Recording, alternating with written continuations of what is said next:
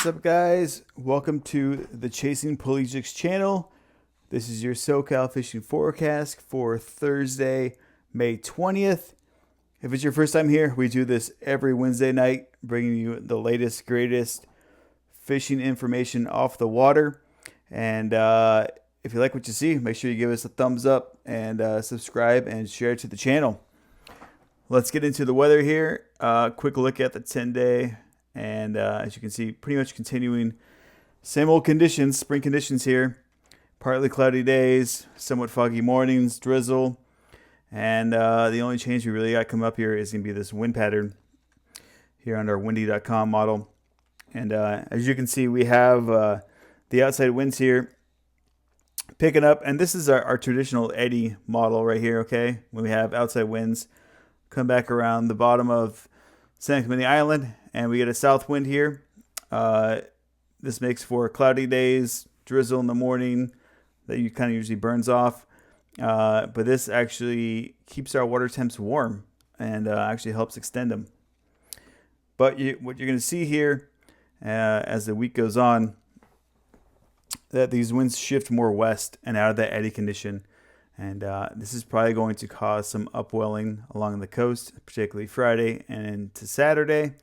And that could put a pretty good whack on our epic water temps that we've had this early in the year. So we'll take a look at that. But it looks like Sunday, you might get an opportunity here. As you can tell, this wind backs down. So if you want to stick inside, maybe poke around, you might have a chance to do it starting into Sunday. And as you can see, this wind continues to die down here. But let's take a look here. Here's our two swell directions. This is the northwest or west wind swell that we're going to be having. And this is a long period south swell that's in the water. So you're going to have a combination of two, which is going to make it pretty nasty. And as you can tell by this chart, the heights, but it actually gets worse than what that chart shows. And we're pretty much going to have a small craft advisory all the way through Friday night for the most part. But today, picking up winds all up to 20 knots, mixed swell, west 5 to 6 feet. These are the inner waters. These are not even on the outside. Outside, we're going 6 to 9 feet at 9 seconds. And then also you have that south swell mixing in here. So you're going to have some crossed up washing machine conditions when it comes to swell. 9 feet at 9 seconds is pretty tight. This is definitely not private boat weather. And more than likely, it's going to keep most of these boats at the dock, including the sport boats. So these conditions pretty much persist through the weekend, and then it looks like on Sunday you got a chance where this wind swell starts getting knocked down 4 to 5 feet, becoming much more manageable, and then into Sunday 3 to 4 feet. So saying there's a chance. At springtime conditions, these things are always likely to change, but we can only go with what we got here on the model. So take a look maybe Saturday, see if things get worse or better, and maybe you got a chance at looking at stuff. Cyclone activity already popping up again here.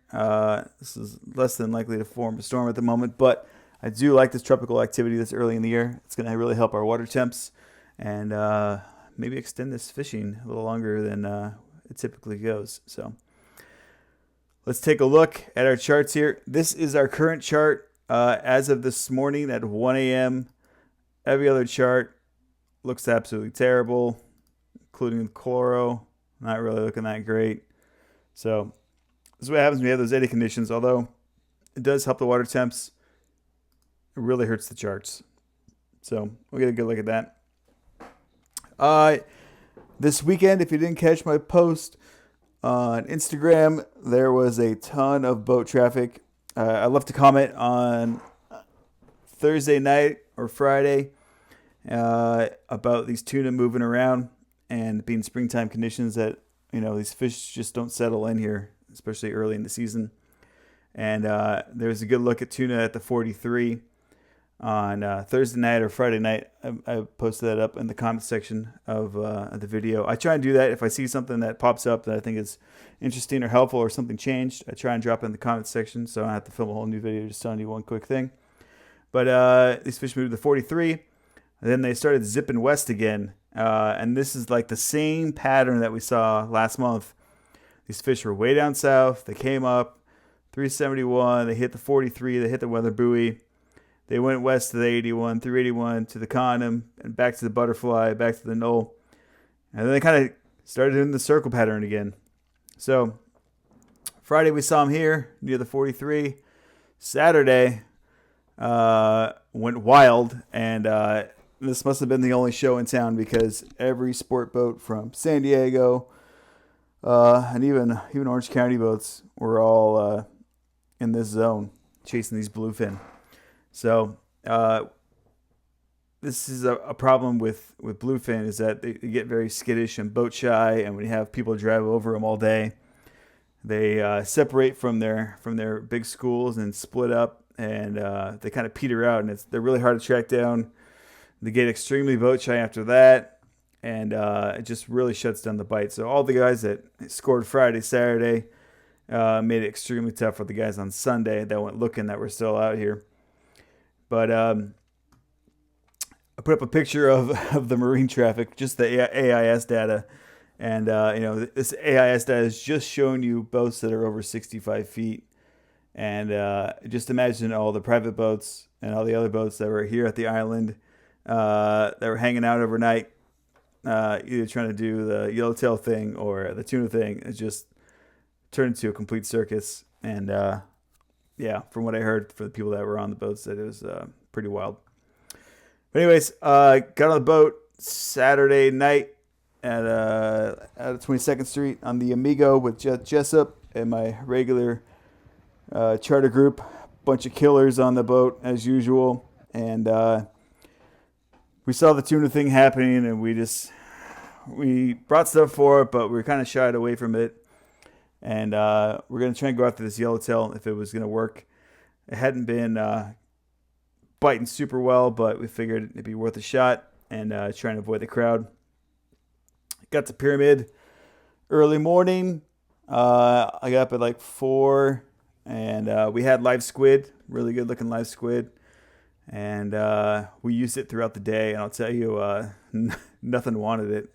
There's so much fin bait around that the fish, they don't really care about squid.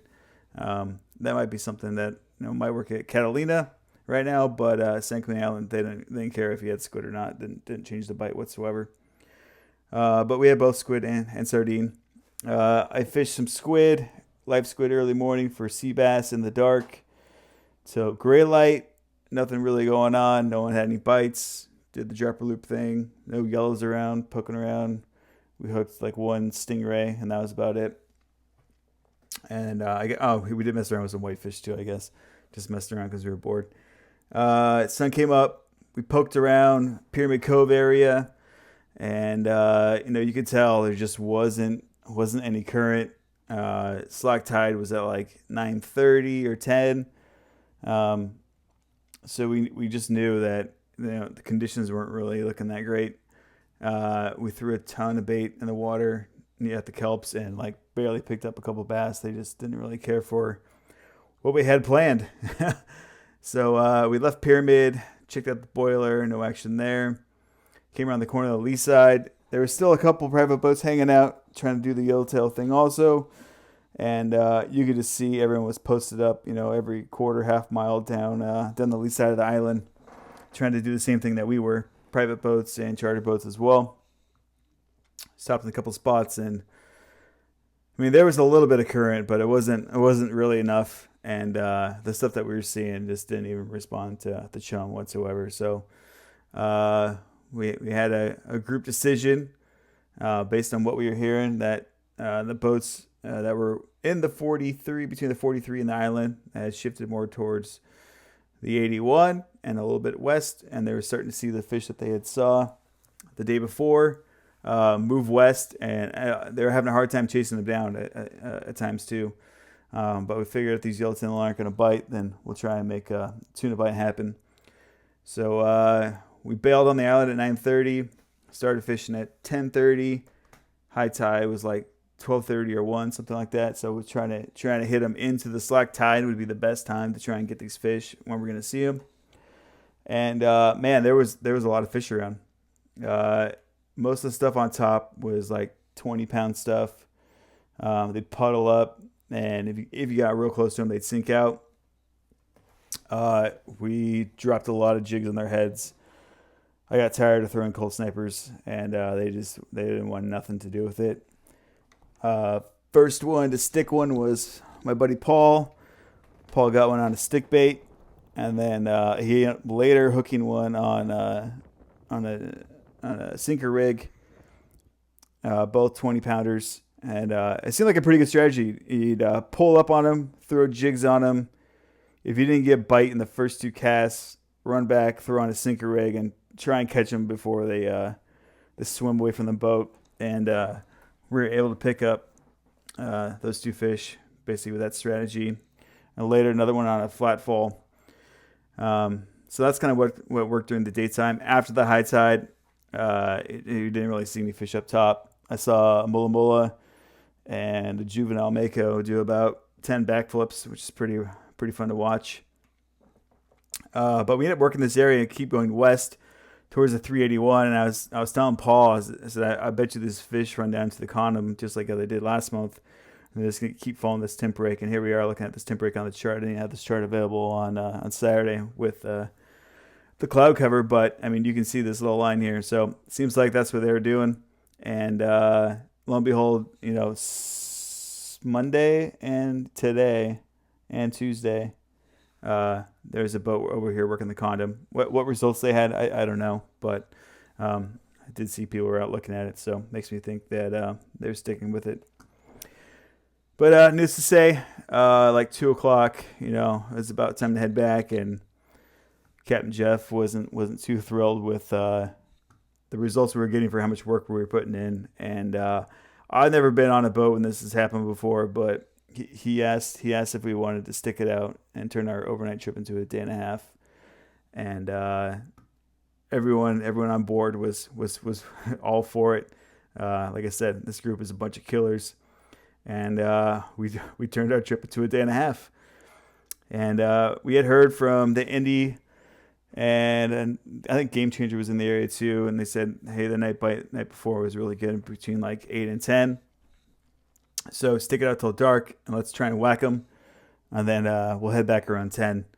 So that's what we did. Sun went down, and first school we stopped on, I threw out that SK jig, the Daiwa one, silver with the glow dots. I tried the Katy Perry one earlier in the day, just didn't get any action. Like I said, fishing all day, and I kept adjusting my depth. He tells the depth of where the fish at, 150, whatever. And I drop it. I do a line count as it's dropping, trying to target the depth that he was talking about, and stop it. Whip it up and down a couple times, 6-7 times. If I didn't get any reaction, I'll let out like another 3-4 seconds of line. Do the same thing. Whip it. Try and work that jig into the zone where those fish are. And that's what ended up working. I went to whip it up one last time before I dropped it again, and it stuck right in the fish. So we ended up hanging 5 on that stop. We landed only 2, mine being one of them. The other 3 we lost, got trying to fight them out of tangles. Fishing jigs, these fish go sideways sometimes, and especially when you're fishing jigs, these are J hooks, they're not circle hooks. So the second that you don't have tension on that rod tip, that fish is more than likely going to spit the hook or its jig out of its mouth, and you'll lose it. That happens really, really often. So, we ended up sticking 2. We stopped on one more school just before 10, and they didn't want to play with us. So, at least we got one more good stop and whacked them. But ended up making a good trip. But just tuna fishing, and I tell you guys, you can't just give up and sleep in or go to bed early. This is fish till the buzzer, and it started at 4 a.m. and I didn't put my rods away and cut off my jig till 10:30. So fish all day for one bite, and that's what I always talk about, having confidence in the knots that you're tying, and taking the time to do everything right, making sure it's perfect, because when you work so hard all day for one bite, you want to make sure that sticks. So that's how my trip went, and had a great time. Got another trip next month lined up, so looking forward to whacking them once again. But let's get into the rest of the fishing that's been going on this week. It's been really quiet. We got that small craft advisory started kind of today. A couple people were poking around at the 267, like I said. Haven't heard back. And a couple people were poking down here, 238, 220. So there is some fish down here. Like I said, it's only been looked at by like one or two boats. So there is tuna from 30 to 120 is what I heard. And these fish again over here, I mean, they were 20 pounders were the ones we saw during the day. And the ones we hooked at night were like 50 pounds. And I did see a couple breezers of bigger ones. They're easily over 100, but I mean, we couldn't get anywhere near them. I'd say like within a half mile, and they were gone. I never saw them again. But there wasn't a ton of jumbos. Like I said, like 4 or 5 breezers total for the whole day that I saw, and that was it. All right, let's talk Catalina. Catalina's kind of been the same old story. There's squid at the island still, DJs. West End, all that stuff, the usual places. The fishing has not been good at all. Still, the occasional yellowtail or sea bass is pulled up, and that's usually done by the super hardcore guys that know the island that have been working it every single day. And you'll see an occasional sea bass being pulled up, but that's pretty much it, guys. I mean, there really hasn't been anything going on at Catalina whatsoever. We talked about San Clemente. The yellows are there. They're thick, man, but you just need that current. One day they bite pretty good. Like we had like the Thunderbird like had over 100 like on Wednesday or Tuesday of last week. And then we got there and then there was nothing. They don't want to bite nothing. So like I said, you really need that current to be working for you to get those fish to bite. And we'll see what happens here. It's still early in the season. The water temps are good. Hopefully they hold up to this wind. But even in this area, we're still like 63 and 3/4 degrees when I looked up in the wheelhouse what I saw. So that's looking pretty good. Down below, there has been some yellowtail caught from the 425 to 371 to the 302, all on kelps, not jumbos of any kind, but there is occasional kelp patty out here. If you maybe want to go poking around on Sunday, we'll see what happens. But if you're looking for something to do Sunday, that's the area I'd be looking. I wouldn't be looking to run west at some of this stuff or way down south. I mean, this is really far to go. And, I like to see what happens after a day or two after the wind blows really hard like this. And, these fish move around a lot. And these temp breaks are probably going to change as well. Same with the chloro levels as well. So take a good look at it. Coronados, nothing's been really going on. There's a couple of fish picked up on Monday. Tuesday, nobody saw anything. Today, nobody saw anything. So still slow going at the Coronados for now. But this weekend and this week, I imagine not too many people are going to be on the water. Most of these sport boats are going to be parked waiting this wind out as well. 9 feet at 9 seconds is not really sport boat weather either. I mean, maybe if you got a really, really big one that's tall off the water, but more than likely for passenger safety as well. They're going to keep these things parked at the dock. So don't be surprised if your trip gets canceled. That's all I got for this week, guys.